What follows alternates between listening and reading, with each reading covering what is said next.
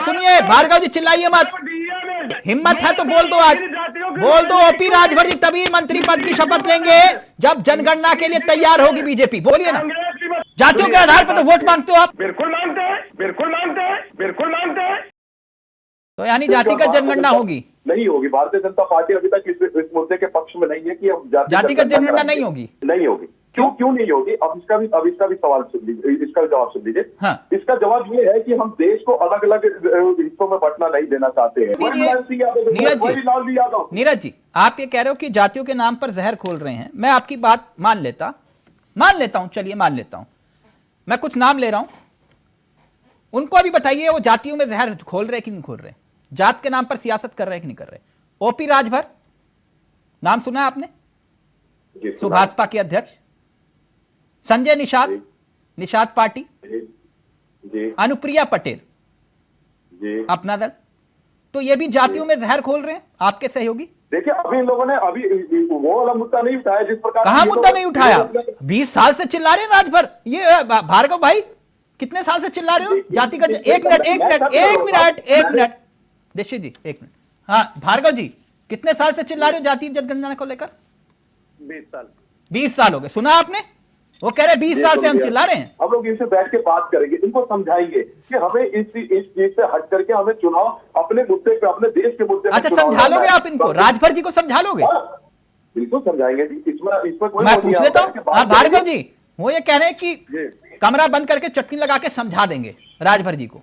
देखिए, हाँ। भारतीय समाज पार्टी जातिवार जनगणना सामाजिक न्याय समिति की रिपोर्ट, हाँ। जब तक उस समाज के लोगों को आर्थिक रूप से, राजनीतिक रूप से, शैक्षणिक रूप से मजबूत नहीं हो जाते, तब तक भारतीय समाज पार्टी उस समाज की आवाज उठाती रहेगी। मैं बार बार कह रहा हूं।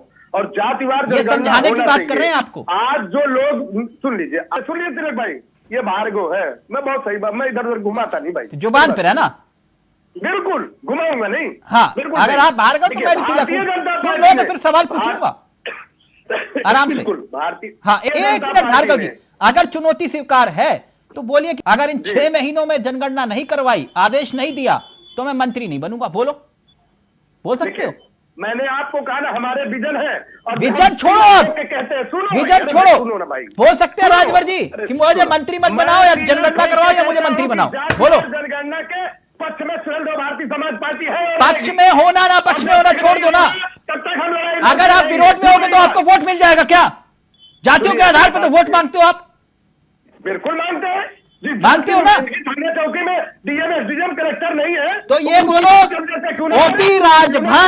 ओपी राजभर तभी शपथ लेंगे मंत्री पद की कि पहले सुनिए भार्गव जी, चिल्लाइए मत। डीएम चौकीदार, तपरासी में पाल थानेदार हो गए। मुझे मालूम है 170 जात गिनवा दोगे। हिम्मत है तो बोल दो, आज बोल दो ओपी राजभर जी तभी मंत्री पद की शपथ लेंगे जब जनगणना के लिए तैयार होगी बीजेपी। बोलिए ना। कांग्रेस भी बताए, नीतीश भी बताए कि आप लोग सरकार में है, इन जातियों की चौकी थाने में नुमाइंदगी क्यों नहीं? कांग्रेस बताए। मतलब कांग्रेस, मैं आपसे पूछ रहा हूं, क्या ये इतनी हिम्मत है? बोलेंगे ओपी राजभर? तिलक भाई, जात के नाम पे विपक्ष केवल नौटंकी कर रहा है। मैं आपकी बात कर रहा हूं ना, आप तो नौटंकी नहीं कर रहे हो ना। बिल्कुल नहीं कर रहा हूं। तो बोलो ना, बोलो राजभर जी तभी शपथ लेंगे मंत्री पद की, वरना फिर सत्ता हमारे जूते की नोक पर। बोल सकते हो? मैं तिलक भाई कह रहा हूँ, भारतीय समाज पार्टी का जो विजन है, हम उस विजन पे काम करते हैं। अगर वो ट्वीट होगा प्लीज प्ले करिएगा। अमेठी में कांग्रेस के बड़े चेहरे हैं दीपक, उन्होंने ट्वीट किया है, प्लीज प्ले करिए। ये उन्होंने कहा कि दावा किया है, कह रहे हैं कि अमेठी स्मृति ईरानी जी से कितनी नाराज हैं खुद देख लीजिए। भाजपा ने पूरी ताकत लगाई फिर भी भीड़ ना आई। जनपद के सारे अधिकारी कर्मचारी मास्टर जी ने थोड़ी लाज बचाई। अगर सरकारी कर्मचारी जबरन ना बुलाए जाते तो कुर्सियां भी खाली रहती। कह रहे हैं ये हारने वाले पक्का गारंटी है अमेठी इस बार। कुर्सियां भरना ना भरना वो एक अलग का विषय है, परंतु जिस प्रकार से स्मृति ईरानी जी ने राहुल गांधी जी के रहते हुए वहां की जनता की सेवा की थी, वहां पे लोगों के पास चप्पलें नहीं थी, गांव-गांव में चप्पलें पहुंचाई गई थी, तो उससे जनता ने खुश होकर के स्मृति ईरानी नहीं, ये कह रहे हैं कि भीड़ नहीं इकट्ठी हुई, भीड़ इकट्ठी करने का दावा था। स्मृति ईरानी जी के होते हुए भीड़ नहीं आई। और राहुल गांधी की रैलियों में भी होती थी। क्या हुआ था उत्तर प्रदेश का रिजल्ट आप लोगों ने भी देखा और हमने भी देखा। हाँ। भीड़ इकट्ठी करना और ना करने से चुनाव के नतीजे नहीं आते हैं। नहीं, कहीं ये खतरे की घंटी तो नहीं है अमेठी में?